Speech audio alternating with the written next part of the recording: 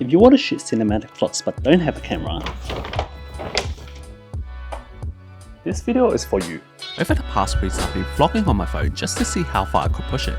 With a few creative tweaks and the help of some simple tools, I was able to capture the kind of footage you're watching right now.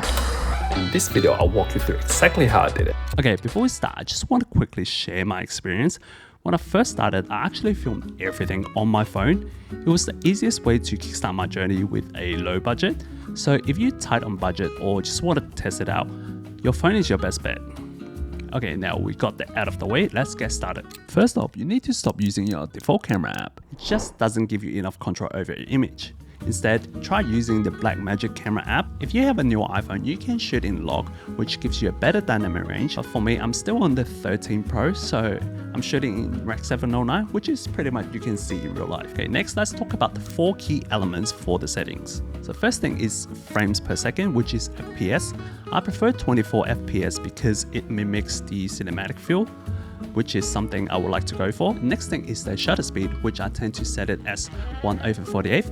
That's the double of the frame per second. It creates that natural motion blur that looks less digital and more organic. For ISO, I like to keep it as low as possible to avoid any noise or grain in the footage.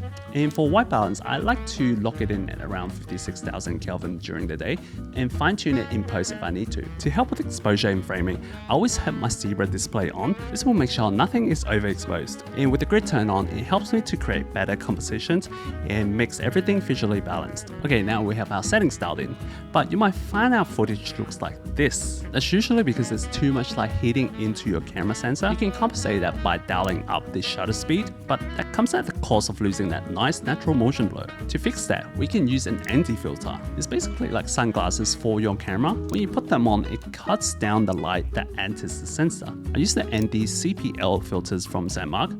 This filters not only reduce the light, but also help to minimize the glare and reflections. Big thank you to Sandmark for sending these over. Now that our settings are good to go, let's talk about how we actually get the shots. In my previous videos, I mentioned about 3 different variety of shots, which is the wide, medium, close-up. This works no matter what camera you're using, even on an iPhone. In fact, it's actually easier on the iPhone because it has 3 built-in lenses. My personal favorite is the 3x lens, which is equivalent to a 77mm lens. I find it the easiest to have good composition with this focal length. When I'm shooting, I typically go for 2 different styles. Either I shoot in still or dynamic. If there's something moving in the frame, I will try to keep it still. On the other hand, I try to do a dynamic shot when the object is not really moving, just to add a bit of movement to make it more interesting. But if you're having a hard time to do that, using a gimbal is probably your best bet. It helps to keep your footage as smooth as possible.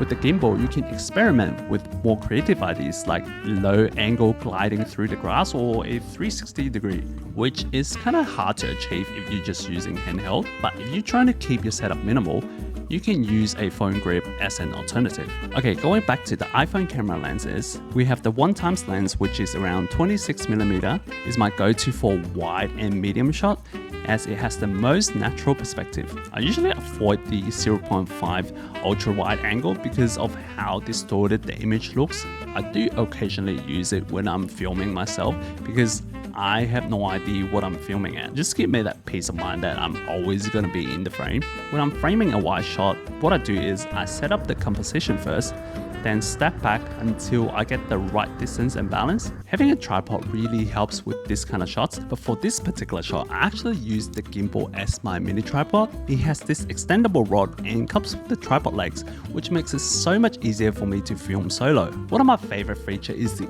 AI auto tracking. It keeps me in frame even when I move around. It also has an LCD remote monitor, so I can check my framing in real time and make quick adjustment to the composition. Another great feature is you can pause the tracking by pressing the button on the side or simply use some hand gesture that allows you quickly recompose your shot. And once you're done, you can simply click the button again or do this hand gesture and it will continue the tracking with the new composition. If you guys are interested in the gimbal, you can get it for 10% off now using the discount code YT10 through the link in the description. Thanks to Hohem for sending this over. Next up, let's talk about audio. When it comes to cinematic vlogs, visuals are often the main focus, especially if you're pairing your video with music or sound effects. But if you're planning to speak in your videos, then audio becomes a big deal. I would recommend using a wireless mic. I personally use the DJI Mic 2. It connects easily via Bluetooth and integrates seamlessly with your phone. But I would highly recommend using the receiver as the sound quality is much better through that, and it allows you to enable the noise cancellation feature. And this is recorded via Bluetooth connection. So this is recorded with the receiver. What's great about the DJI Mic 2 is it's also kind of future-proof. Like it works with all the DJI products like the Action Pro 5 and the Osmo Pocket 3 and pretty much any mirrorless camera that you can get. I've been using it for over a year now and it's been really great so far. Before we wrap up, I just want to remind you that start with what you have. Like stop letting gears to get in your way from creating. You're more capable than you think you are. Like just by paying attention to what you're doing or like having some intention when you shoot, like I can guarantee you, you will become so much better even with the same gears in like 3 months if you keep practicing. And yeah, if you like this video, please give it a thumbs up, subscribe to my channel, and maybe show me your flag. Like what country are you from? Let me know in the description, in the comments down below, and I'll see you in the next one. Peace. Wait, we don't do dabs anymore in 2025, no.